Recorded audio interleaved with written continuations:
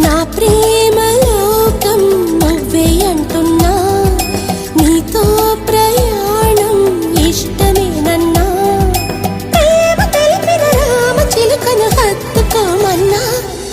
చెప్పాలనుంది చిన్న మాటైనా, ఆగనంది దాగనంది లోలోన, ఇన్నాళ్ళ నుండి ఉన్న మాటైనా, ఇప్పుడేగా చెప్పమంది ప్రేమైనా.